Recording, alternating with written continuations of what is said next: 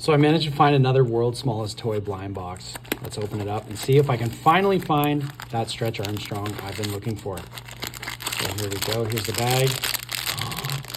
I don't, this, oh, it feels kind of squishy. See, I did. Oh, I got him. This is amazing. It's just like the original. All right, I am so happy I found this box. Let me know if you like this as much as I do.